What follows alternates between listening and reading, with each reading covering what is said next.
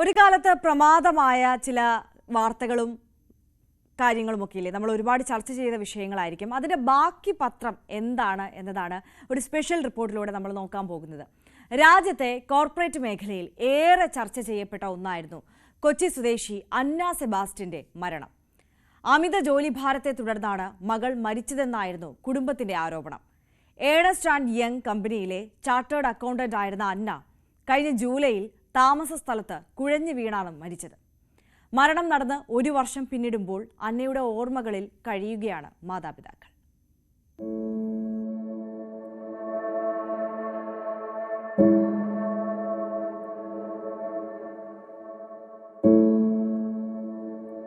ഈ വീടിൻ്റെ സന്തോഷങ്ങളെല്ലാം അണഞ്ഞു പോയിട്ട് ഒരു വർഷമാകാൻ പോകുന്നു.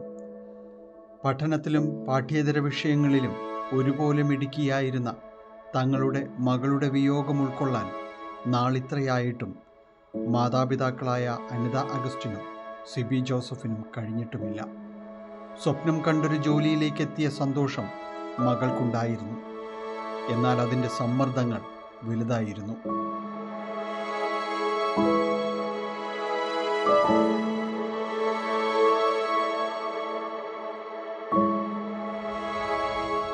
ഇത്രയും സ്ട്രെസ് ആകുമ്പോൾ സിബി എന്തോരം പറഞ്ഞത് അവളോട്, നീ തിരിച്ചു പോവാ മോളെ, നീ തിരിച്ചു പോവാ, നീ എന്തിനെങ്ങനെ ഈ CA നീ ഇത്രയും കഷ്ടപ്പെട്ട് എഴുതിയെടുത്തു, എന്നിട്ട് പിന്നെ നീ അവിടെ ചെന്ന് ഇങ്ങനെ നീ കഷ്ടപ്പെടുന്ന എന്തിനാന്ന് ചോദിച്ചപ്പോൾ അത് ഞാൻ എൻ്റെ ഇത് ഓഡിറ്റ് തീരട്ടെ, അപ്പോൾ ഞാൻ അത് ഇത് തീർക്കട്ടെ, എനിക്ക് അത്രയും ആഗ്രഹമായിരുന്നു ബിഗ് 4 കയറണം എന്ന്, ഞാൻ ഒരു 1 ഇയർ അവിടെ പിടിച്ചു നിൽക്കട്ടെ എന്നൊക്കെയാണ് പിള്ളേർ വിചാരിക്കുന്നത്. ഇതുങ്ങൾ വിചാരിക്കുന്നില്ല ഇവർ ഇത്രയും സ്ട്രെയിൻ എടുക്കുമ്പോൾ ഇവർ ഇല്ലാണ്ടാവുക കൊച്ചുങ്ങൾക്ക്, അവരറിയണുണ്ടോ, അവർക്ക് മനസ്സിലാവുകയാണെങ്കിൽ അവരതൊക്കെ. പക്ഷെ ഇപ്പോൾ പിള്ളേർക്ക് അത് മനസ്സിലായി തുടങ്ങി. ഏണസ്റ്റ് ആൻഡ് യങ് എന്ന കമ്പനിയിൽ ജോലി ചെയ്തു വരവേ പൂനെയിലെ താമസ സ്ഥലത്ത് കുഴഞ്ഞു വീണാണ് അന്ന മരിക്കുന്നത്. കമ്പനി തരുന്ന അമിത ജോലിഭാരത്തെക്കുറിച്ച് മകൾ പറഞ്ഞിരുന്നു. മരണശേഷം മാധ്യമങ്ങൾ ഈ വിഷയം ഏറ്റെടുത്തപ്പോൾ പല പ്രമുഖരും ഇതിൽ ഇടപെട്ടു. കേന്ദ്ര സർക്കാർ തന്നെ അന്വേഷണം പ്രഖ്യാപിച്ചു. പക്ഷേ ഒന്നും ഫലവത്തായില്ല. കുടുംബം ആരോപണം ഉന്നയിച്ച കമ്പനിയിലെ മേലുദ്യോഗസ്ഥർ ഇപ്പോഴും അവിടെ തുടരുന്നു. ഇപ്പോഴും അവളുടെ ഇമ്മീഡിയറ്റ് കൺട്രോളിംഗ് ആയിട്ടുള്ള അസിസ്റ്റൻറ്റ് മാനേജറും ടീം ലീഡറും ഇപ്പോഴും ഓഫീസിൽ തന്നെ കണ്ടിന്യൂ. അവരുടെ ഭാഗത്തു നിന്നുള്ള ഒരു പ്രശ്നം കാരണമാണ് ഇവൾക്ക് ഇത്ര അധികം അവൾക്ക് ഉറക്കമില്ലാതെ ജോലി ചെയ്യേണ്ടി വന്നത്. അതായത് അവൾക്ക് ഒരു ജോലി ചെയ്ത് അടുത്ത ജോലി തീർന്ന് അടുത്ത ജോലി കൊടുക്കുക, അങ്ങനെ കണ്ടിന്യൂസ് ആയിട്ട് കൊടുക്കുന്നത് അവൾക്ക് ഉറങ്ങാനായിട്ടുള്ള സാവകാശം കിട്ടില്ലായിരുന്നു. അത് അവരുടെ ഭാഗത്തുനിന്ന് വന്നിരുന്നു. അവർക്കത് ചെയ്യേണ്ടി വരുന്നത് അവരുടെ ഓഫീസ്, അവരുടെ കൺട്രോളിങ് ഓഫീസ് അവരെ കൊണ്ട് അങ്ങനെ ചെയ്യിപ്പിക്കുന്നുണ്ട്. വിവരങ്ങൾ അറിഞ്ഞ രാഹുൽ ഗാന്ധി വീഡിയോ കോളിൽ കുടുംബവുമായി സംസാരിച്ചിരുന്നു.